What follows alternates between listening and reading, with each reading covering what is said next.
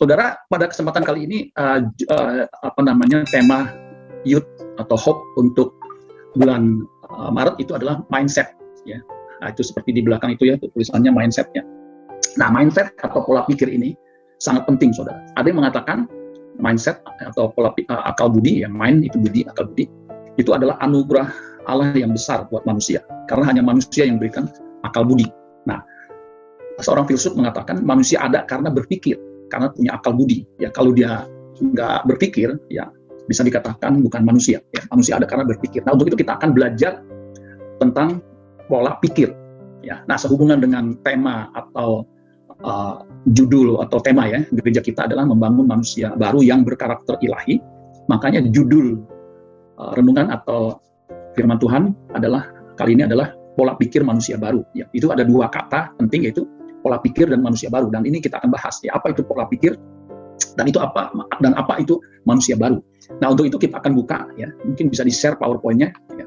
Saya sudah siapkan ya, dari Efesus pasal 4 ayat 17. Apakah bisa di-share ya PowerPoint-nya? Ada yang bantu host PowerPoint-nya? Oke. Nah, kalau saudara lihat di situ ya, judulnya pola pikir manusia baru ya. Nah, itu gambar-gambar kepala yang ada otaknya. Nah, otaknya di situ digambarkan seperti mesin ya. Ada gerigi-geriginya ya. Nah, ini manusia ada tuh karena dia berpikir. Ya, memang binatang juga punya otak, tapi berpikirnya tidak seperti manusia. Nah, manusia itu punya gambar dan rupa Allah. Ada yang mengatakan gambar itu adalah komponen yang ada di dalam diri Allah, itu diberikan kepada manusia, yaitu apa? Pikiran dan perasaan. Nah, pikiran dan perasaan itu akan menghasilkan atau memproduksi kehendak. Ya. Nah, karena manusia jatuh dalam dosa, maka gambarnya itu rusak. Ya, tidak seperti yang Allah rancangkan, yaitu mempunyai kualitas seperti yang dimiliki oleh Allah. Makanya Yesus perlu datang untuk apa? Memulihkan gambar Allah yang rusak itu. Ya. Nah, saudara, di Efesus pasal 4 ayat 17 sampai 24 itu judul perikopnya adalah manusia baru, ya, manusia baru. Nah, dikatakan begini, saya bacakan dalam bentuk bahasa Indonesia sehari-hari sehingga bisa lebih mudah untuk kita pahami. Di situ dikatakan begini, ayat 17, sebab itu demi nama Tuhan, inilah yang akan saya katakan dan tegaskan. Janganlah lagi hidup seperti orang-orang yang tidak mengenal Allah. Nah, kalau orang tidak mengenal Allah, hidupnya itu, pola pikirnya itu jauh daripada yang Allah kehendak. Nah, kita jangan. Makanya saudara bersyukur masih muda, mau belajar mengenal Allah. Yesus bahkan mengatakan, hidup kekal itu ketika orang mengenal Allah. Ya, inilah hidupnya kekal. Apa tuh? Mengenal Allah yang benar. Ya. Jadi jangan lagi hidup seperti orang-orang yang tidak mengenal Allah. Dan perhatikan, memikirkan yang tidak-tidak, ya, yang sia-sia. Ya. Pikiran mereka sudah gelap. Ya, kalau orang pikirannya sudah gelap, ya saudara tahu sendiri ya, bisa nabrak-nabrak dan salah mengambil keputusan. Mereka tidak mengenal kehidupan yang diberikan oleh Allah. Ya, kehidupan yang diberikan Allah, yaitu contohnya adalah Yesus Kristus. Ya, sebab mereka sama sekali tidak mempunyai pengetahuan apa-apa tentang Allah. Ya. Mereka demikian karena keras kepala. Orang yang tidak mengenal Allah, tidak punya pengetahuan tentang Allah, ya, itu binasa. Hosea pasal 4 ayat 6, umatku binasa karena tidak mengenal Allah. Ya, lack of knowledge of God. Ya, jadi orang nggak punya pengetahuan tentang Allah, dia akan binasa. Mereka sudah tidak mempunyai perasaan malu lagi.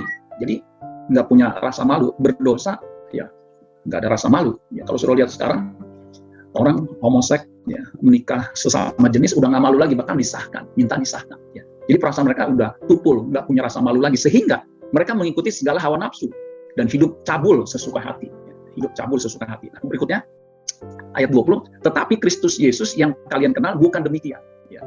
Jadi Yesus Kristus yang kita kenal itu ya tidak seperti yang dunia kenal. Ya. Ya. Kalau kita lihat perdebatan di medsos, mereka nggak mengenal Kristus yang sejati. Mereka hanya tahunya Yesus sebagai nabi. Ya. Ayat 21, kalian sudah mendengar tentang Dia dan sebagai pengikut-pengikutnya. Ya, di sini pengikutnya, follower, ya, atau muridnya. Saya lebih suka ya, orang Kristen itu disebut muridnya, bukan hanya pengikutnya. Kalian sudah diajar juga tentang sifat-sifat Allah yang ada padanya. Jadi sifat Allah, karakter Allah itu sepenuhnya ada di dalam Yesus Kristus. Ya, jadi Yesus adalah gambar dan rupa Allah yang sempurna, yang menjadi prototipe atau teladan buat kita semua. Ya, makanya Kristen itu menjadi seperti Kristus, seperti visi GBI, ya, menjadi seperti Kristus. Ya. Sebab itu tanggalkanlah manusia lama dengan pola kehidupan lama yang sedang dirusakkan oleh keinginan-keinginannya yang menyesatkan. Jadi keinginan-keinginan yang menyesatkan, hawa nafsu itu bisa merusak pola kehidupan lama. kehidupan lama itu ya, pola pikir, cara ya, yang diwarisi oleh nenek moyang. 1 Petrus 1 ayat 18 ya, cara hidup yang diwarisi nenek moyang yang mengikuti pola lama, manusia lama ya, dengan segala hawa nafsunya ya. Ayat 23, ini ayat intinya. Hendaklah hati dan pikiranmu dibaharui seluruhnya. Jadi bukan hanya sebagian, seluruhnya, seutuhnya ya. Ayat terakhir, hendaklah kalian hidup sebagai manusia baru ya. Nanti saya jelaskan manusia baru itu siapa. Manusia baru adalah orang Kristen, orang yang percaya ya, yang sedang diproses ya, untuk memiliki karakter ilahi atau kodrat ilahi ya. Itu proses panjang selama kita hidup ya. Hendaklah kalian hidup sebagai manusia baru yang diciptakan menurut pola Allah ya. Jadi waktu manusia diciptakan itu menurut gambar dan rupa Allah ya. Pola Allah, image Allah, image imago Dei ya bahasa Latinnya, yaitu dengan tabiat yang benar, lurus dan suci ya. Jadi manusia baru itu nanti diarahkan tabiatnya, karakternya ya, itu kodratnya ilahi. Apa itu ilahi? Benar, lurus dan suci ya. Next.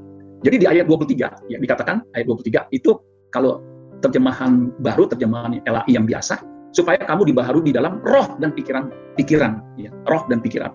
Sedangkan bahasa Indonesia sehari-hari, hati dan pikiranmu dibaharui seluruhnya. Kata roh atau bahasa Indonesia sehari-hari hati itu dari kata Yunani pneuma ya.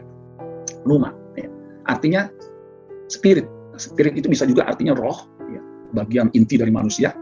Gairah bisa juga semangat ya. Itu kan kelihatan manusia itu ya, rohnya, semangatnya, intinya itu gimana ya. Nah, kata pikiran itu dari kata Yunani nous atau noos ya. Nous bisa juga begitu. Artinya mind, the mind ya. Mind, pikiran, akal budi. The reason, akal ya. Intellect itu kecerdasan ya, atau intelligent. Makanya sekarang ini kan kita tahu ya, artificial intelligence. Jadi itu kecerdasan buatan yang dibuat oleh manusia ya, sehingga itu punya kemampuan berpikirnya seperti manusia, padahal itu buatan ya. Jadi bisa seperti manusia cara berpikirnya. Itu intelijen, kecerdasan, daya pikir, kemampuan berpikir atau memahami.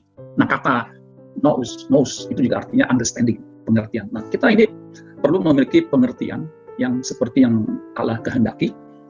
Untuk bisa memiliki pengertian yang seperti Allah kehendaki, kita harus diperbaharui ya. Nah, sehingga kata nous atau mind itu artinya ya, the mind comprising itu terdiri like the faculties of perceiving and understanding and those feeling, judging, determining. Jadi pikiran yang terdiri dari kesanggupan untuk memahami, mengerti, merasa, memahami, menghakimi dan menentukan. Jadi saudara lihat betapa pentingnya pikiran itu ya. Supaya bisa apa? Punya kemampuan, punya kesanggupan untuk apa? Memahami. Kalau kita salah memahami, salah kesimpulannya.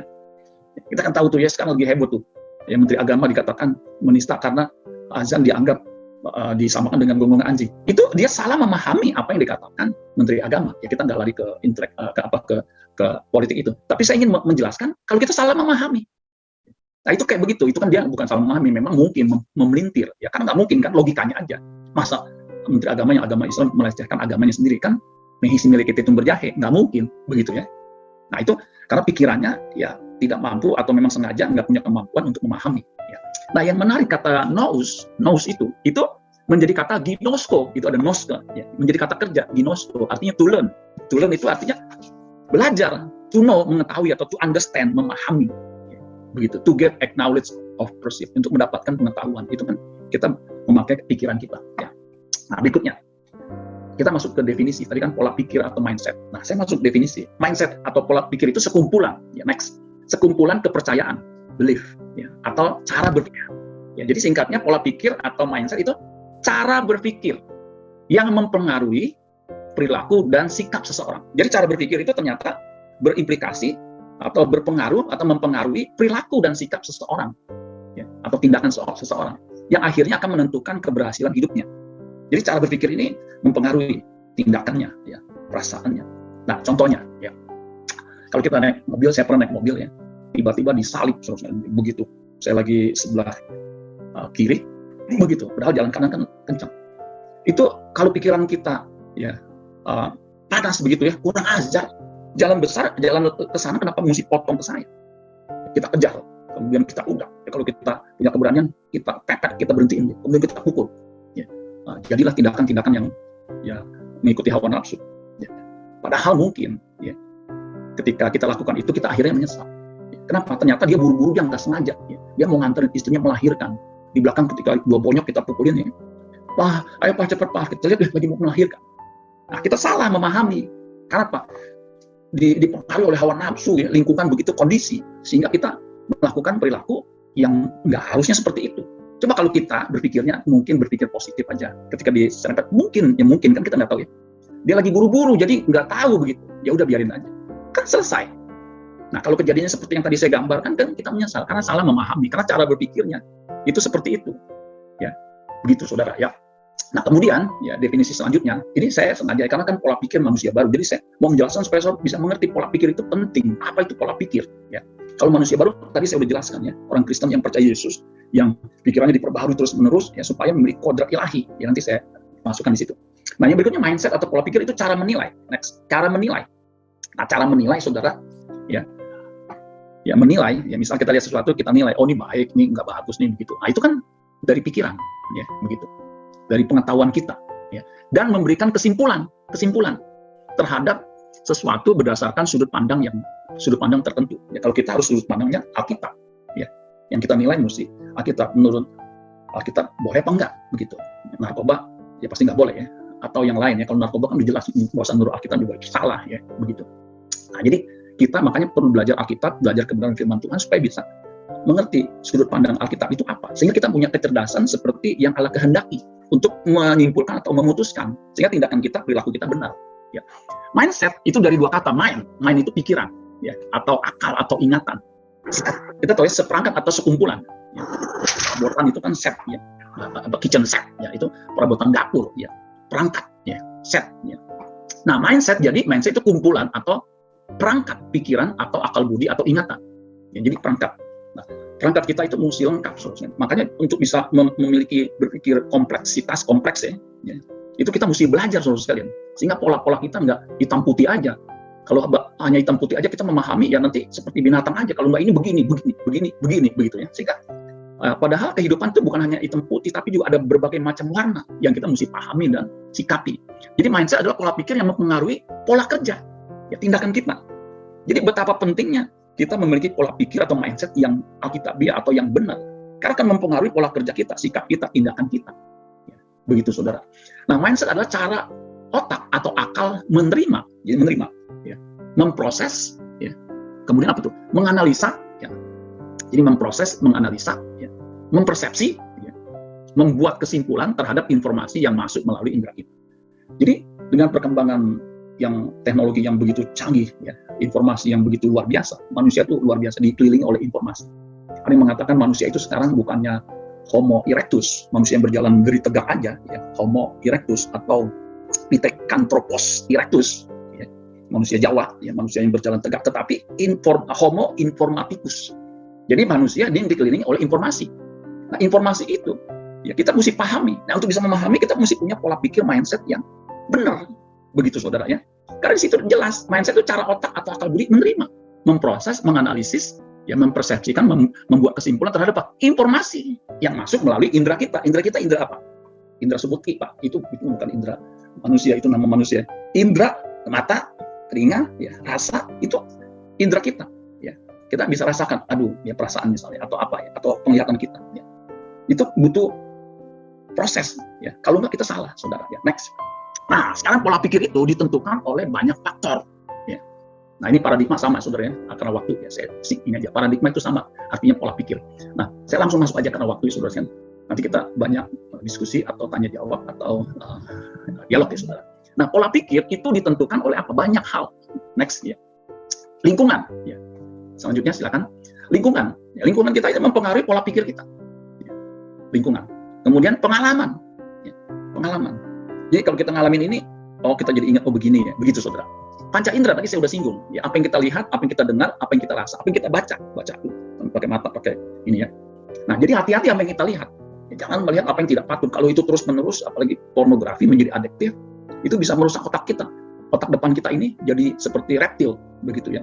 Karena terlalu banyak di porsir itunya ya apa namanya, enzim-enzimnya, itu bisa rusak saudara sekalian. Kalau pakai narkoba itu juga bisa rusak, sehingga orang nggak bisa berkemampuan untuk berpikir. Lihat aja orang yang narkoba tingkat dewa, tingkat akhir, atau tingkat stadium yang tertentu. Ya, dia akan penyakit namanya ong, ya, bengong, ya, nyolong, kemudian nanti lama-lama giginya ompong ya gitu ya. Kalau orang bilang jadi bego begitu terus sekali. Ya. Jadi hati-hati apa yang kita lihat, apa yang kita dengar.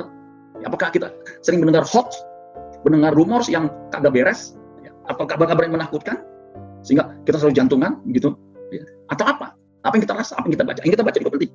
Ada yang mengatakan, I know who you are. Dari apa? What you read. Bukan hanya what you eat, tetapi what you read. Apa yang kamu baca, kita tahu nih orang siapa. Kalau orang sering baca Alkitab, sering baca buku rohani, sering baca-baca motivasi, sering baca ilmu pengetahuan, kita tahu.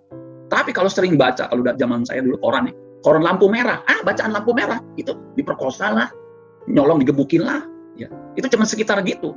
Tapi kalau bacanya Kompas, yang ada ilmiahnya, ada analisanya, ada informasi yang bergunanya, ya, ada pengetahuannya, itu beda nanti. Ya. Kemampuan kita untuk bertindak beda, karena apa? Pola pikir kita diubahkan. Makanya saudara sekalian, saya mendorong saudara untuk apa? Studi. Ya, studi untuk kuliah. Saya bersyukur beberapa orang, ya, walaupun sulit, ya, sambil kerja, kuliah. Itu susah. Saya ngalamin. Ya, sampai tipes 3 kali.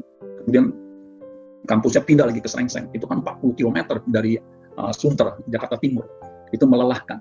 Tetapi dengan kita belajar, nanti pola pikir kita itu berubah terus, mengalami kompleksitas sedemikian rupa sehingga kita bisa mengambil keputusan hal-hal masalah yang rumit. Ya. Makanya nggak heran terus kan orang yang berpendidikan tinggi dia jadi pemimpin-pemimpin, ya, dibandingkan mereka yang pendidikannya rendah. Ya. Jadi apa yang kita baca, yang kita pelajari itu penting. Nah, filsafat dunia itu juga hati-hati terus sekali. Ya, itu bisa membutakan cara pikir kita. Di Kolose 2 itu ayat 8 itu filosofi dunia itu bahaya terus. Ya, bohong mah nggak masalah, begitu ya. Kedukun mah nggak masalah. Ya. Itu bahaya saudara sekalian. Ya. Kalau bisnis atau usaha, ya nipu-nipu mah nggak apa-apa, bohong-bohong dikit nggak apa-apa. Jadi nggak bisa saudara ya. Kalau firman Tuhan itu tegas, kebenarannya absolut. Nah, yang mempengaruhi kita itu Injil dan firman Tuhan. Nah, Injil itu kekuatan Allah yang menyelamatkan. Artinya yang bisa mengubah hidup kita sehingga hidup kita seperti yang Tuhan kehendaki. Nah, kalau manusia yang seperti Tuhan kehendaki, gambar standarnya yang Allah inginkan, yaitu Yesus Kristus. Itu hanya Injil yang bisa mengubah kita. Injil itu kekuatan Allah yang mengubah jiwa kita, mengubah cara berpikir kita. Ya. Firman Tuhan itu akan menguduskan kita. Ya. Kuduskanlah mereka dalam kebenaran. Firman-Mu adalah kebenaran. Yohanes 17 ayat 17. Yohanes 1 ayat 21. Firman Tuhan itu akan menyelamatkan jiwa kita.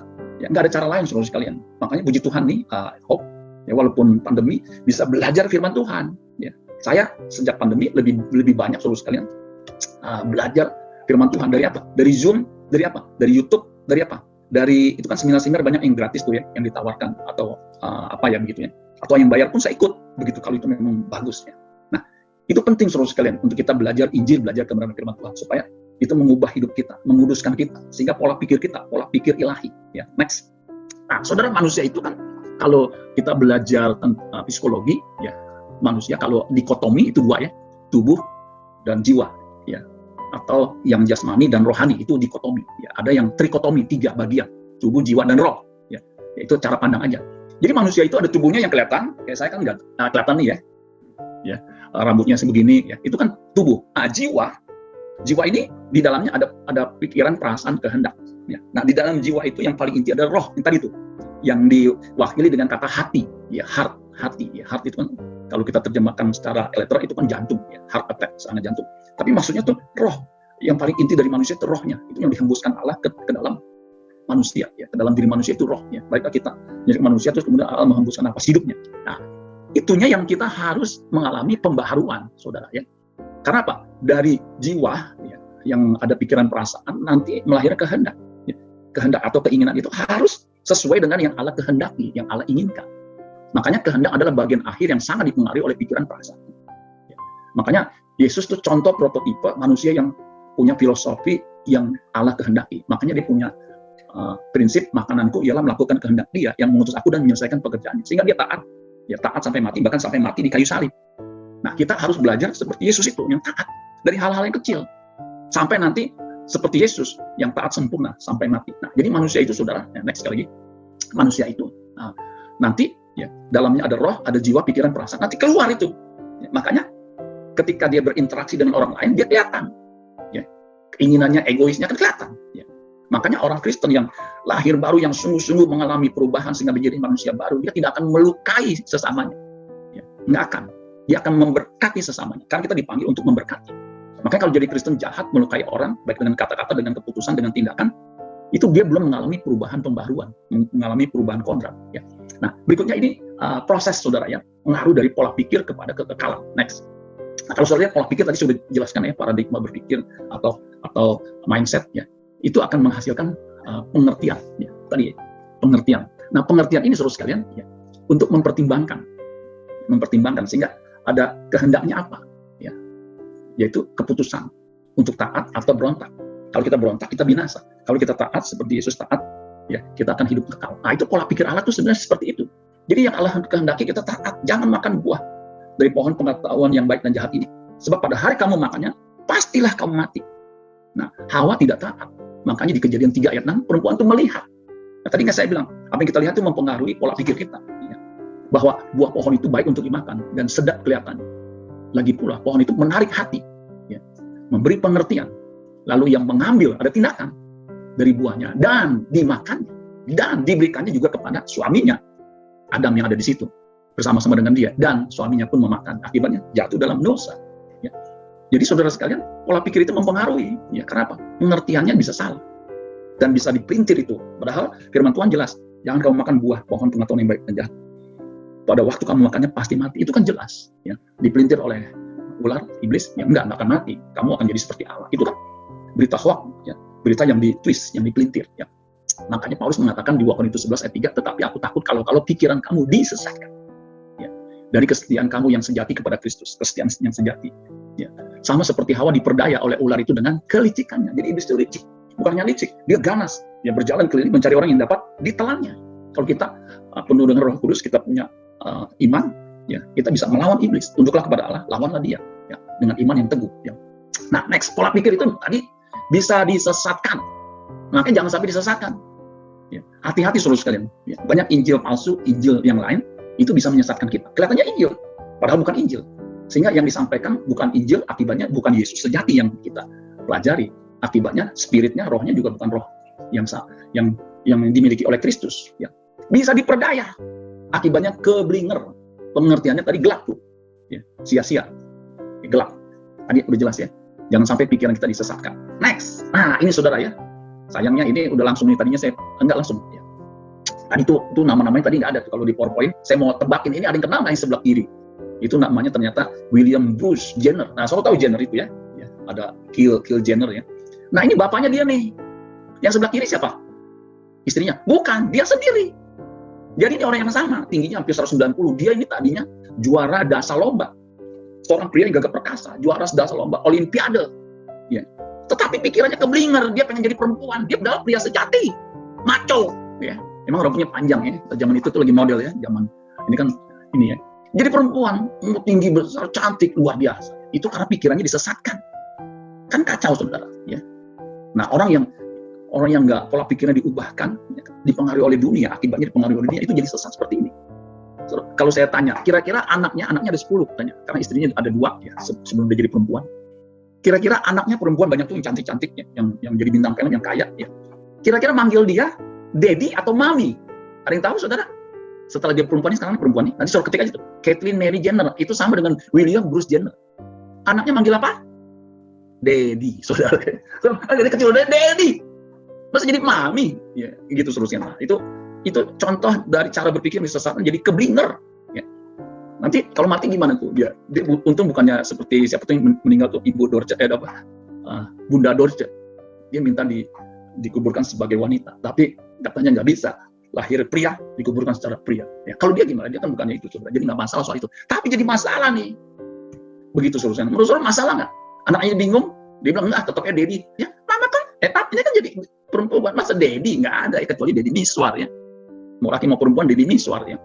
Nah, berikutnya saudara sekalian, nah ini udah mau deket ya. Manusia baru tadi orang percaya yang sedang diproses menjadi manusia sempurna dengan kodrat ilahi. Makanya tema gereja kita tahun 2022 ini membangun manusia baru yang berkarakter ilahi, yang berkarakter seperti Yesus. Nah, itu butuh proses, makanya diproses menjadi murid, itu menjadi orang Kristen dewasa, itu manusia baru atau manusia Allah. Itu sasamimon, sama saja samimawon, ya, sempurna. Karena Yesus berkata, karena itu haruslah kamu sempurna, sama seperti Bapamu yang di surga adalah sempurna. Ya, therefore you shall be perfect just as your Father in heaven is perfect. Ya, itu jelas. Perfect, sempurna artinya memiliki gambar dan rupa Allah. Nah, 2 Petrus 1 ayat 4, dengan jalan itu ia telah menganugerahkan kepada kita janji-janji yang berharga. Dan yang jangan itu, belum, yang berharga. Yang berharga dan sangat besar, supaya olehnya kamu boleh mengambil bagian dalam kodrat. Jadi selama kita jadi murid Kristus, kita harus proses mengambil bagian ya, dalam kodrat ilahi, memiliki kodrat karakter seperti Kristus ilahi, yang tadi benar, lurus, dan suci. Itu benar, ya lurus dan suci, ya integritas, nggak ada noda-noda, saudara ya. Nah, untuk bisa seperti itu perjuangan yang berat, sulit dong Pak.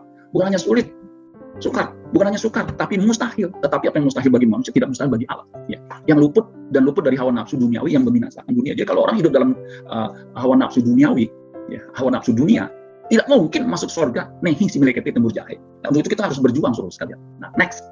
Yesus itu manusia Allah sejati, ya, manusia contoh, manusia yang Allah kehendaki. Makanya ketika Yesus dibaptis, padahal dia umur 30 ya, belum bekerja, melakukan mujizat segala macam, mengajar, tetapi karena memang kehidupannya ya berkenan, ketika dibaptis ada suara dari Bapa di sorga, inilah anakku yang kukasihi, kepadanya aku berkenan. Nah, Yesus itu teleios, anthropos, theos, ya.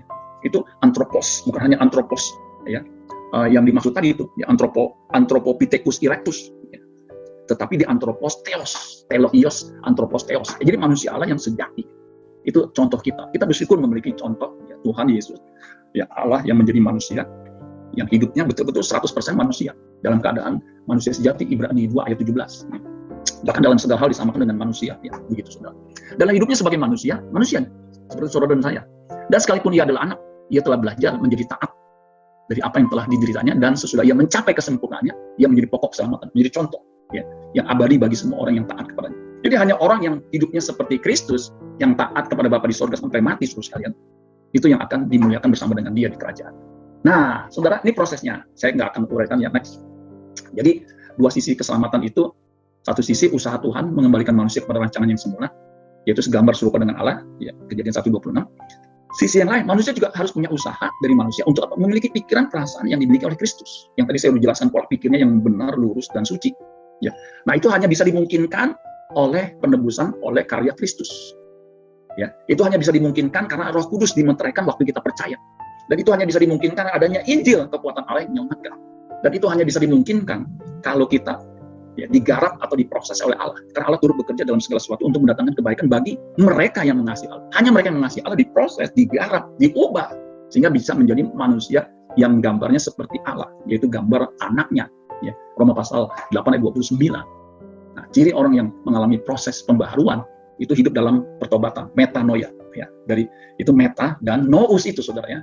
Itu perubahan cara berpikir, ya, berbalik dari jalan yang sesat ke jalan yang benar. Itu metanoia, metamorfose, sama itu ya. Metamorfose itu manusia mengalami proses untuk diubahkan kodratnya, ya. Itu metaproses, mengalami proses. Ya.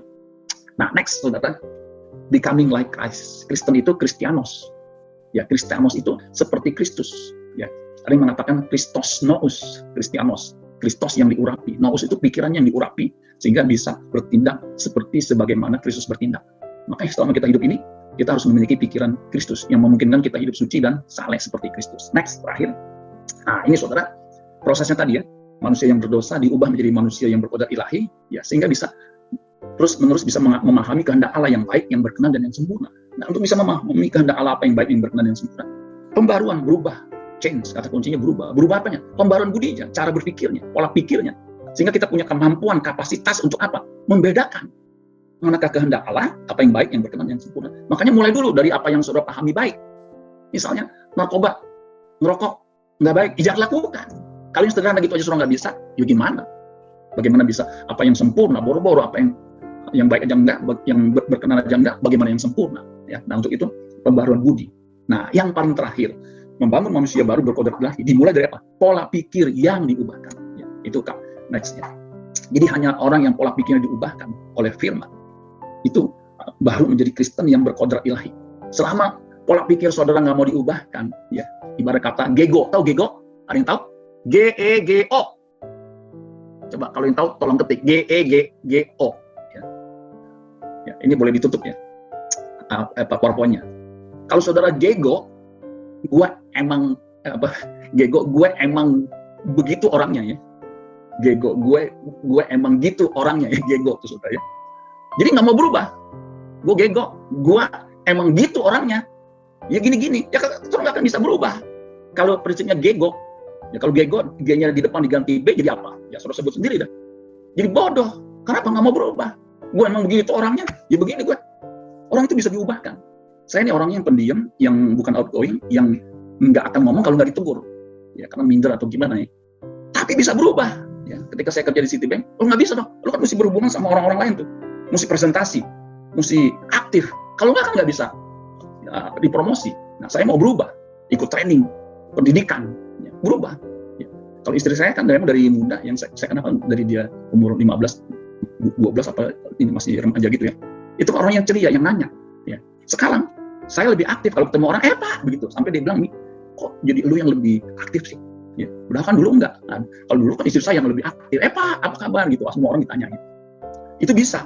Karena pola pikirnya berubah. Ya. Nggak bisa sekejap, tetapi mengalami proses. Ya. Kalau sekejap, berubah.